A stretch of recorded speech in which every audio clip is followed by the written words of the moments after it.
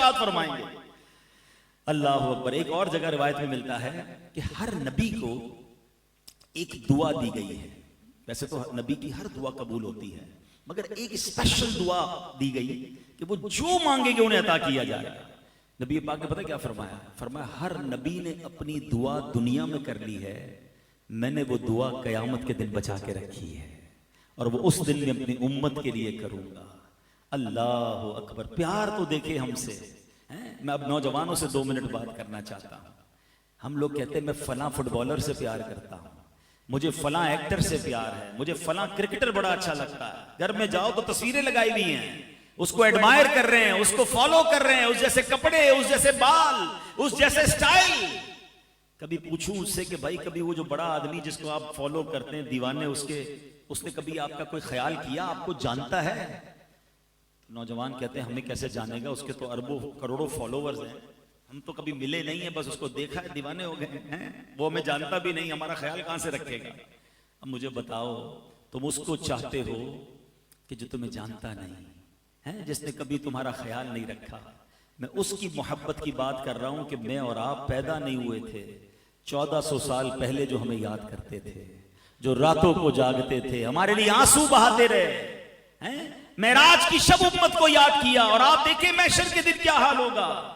ارے واقعی اگر کسی سے محبت کرنی ہے, کسی پر فدا ہونا ہے, تو رسول پاک سے بڑھ کر کوئی ایسی ہستی نہیں ہے. اعلیٰ حضرت کہتے ہیں نا, جو نہ بھولا ہم غریبوں کو رضا, جو نہ بھولا ہم غریبوں کو رضا, یاد اس کی اپنی عادت کیجئے. اب آئیے, باتیں تو بہت ساری ہیں, مگر اب میں کچھ وہ اعمال بتا دیتا ہوں حدیثوں کے ذریعے, جس کے بارے میں نبی پاک نے فرمایا کہ یہ عمل کرنے والے کو میری شفاعت ملے گی. شفاعت حاصل کرنی ہے نا, تو کچھ ایسا بننے کی بھی تو کوشش کریں. پیارے آقا فرماتے قال لا الہ الا اللہ خالصا من قلبہ. ایک دن نبی پاک سے حضرت ابو ہریرہ نے پوچھا, یا رسول اللہ قیامت کے دن آپ کی شفاعت کی سعادت کون پائے گا, کون آپ کی شفاعت حاصل کر سکتا ہے؟ کتنا خوبصورت جواب دیا, قال لا الہ الا اللہ خالصا من قلبہ. فرمایا جس نے دل کے اخلاص کے ساتھ کلمہ طیبہ پڑھا ہوگا وہ شفاعت کا حقدار ہے. مبارک ہو, ہم سب مسلمان ہیں, مگر اب ایمان کی حفاظت بھی کرنی ہے. ہاں, یہ ون وے ٹریفک نہیں ہے. the most growing religion on earth, اس وقت دنیا میں سب سے تیزی سے اسلام پھیل رہا ہے.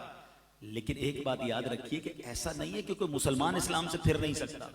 قرآن کیا کہتا ہے, یا ایھا الذین آمنوا اتقوا اللہ حق تقاتہ ولا تموتن الا وانتم مسلمون. اے ایمان والو, اللہ سے ڈرو جیسا کہ ڈرنے کا حق ہے, اور مت مرنا, مرنا نہیں مگر مسلمان. There is a big question.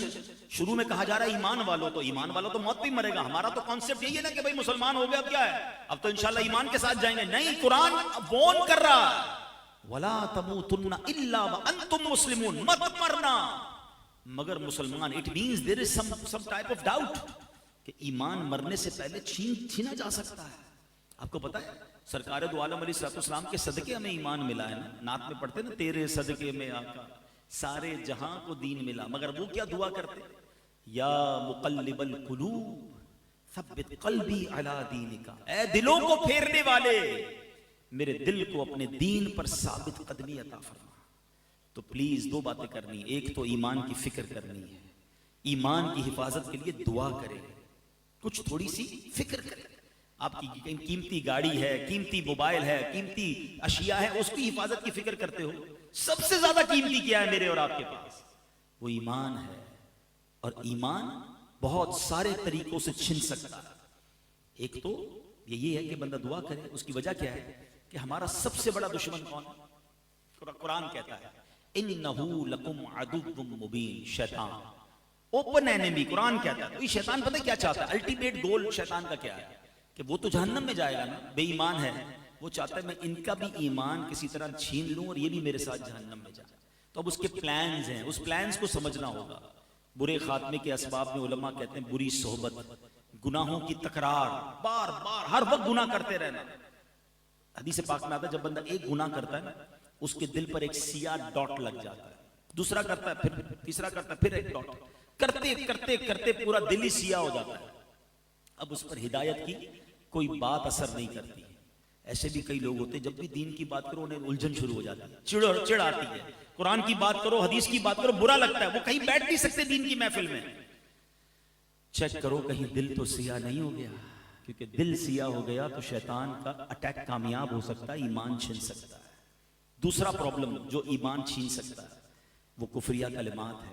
اب باقاعدہ پلان کیا ہے شیطان نے, ہمارے بچوں کو پتہ نہیں, ہمارے نوجوانوں کو پتہ نہیں ہے, فلمی گانوں میں کفریہ کلمے ڈال دیے, کامیڈی شو کے اندر عجیب عجیب سے چٹکلے آ رہے ہیں جس میں کبھی جنت کا مذاق, کبھی دوزخ کا مذاق, جہنم کے عذاب کا مذاق اڑایا جا رہا ہے. ہم تو جہنم میں جائیں گے معاذ اللہ کہ وہاں فلاں لوگ بھی ہوں گے. یعنی آپ کو اس طرح ہنسایا جا رہا ہے اور لوگ ہنس بھی رہے ہیں, اس کو ریپیٹ بھی کر رہے ہیں, حالانکہ یہ نہیں پتا.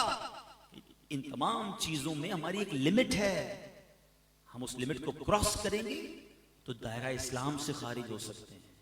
تو ہمیں ان تمام چیزوں کا علم, بری صحبتوں سے بچنا ہے.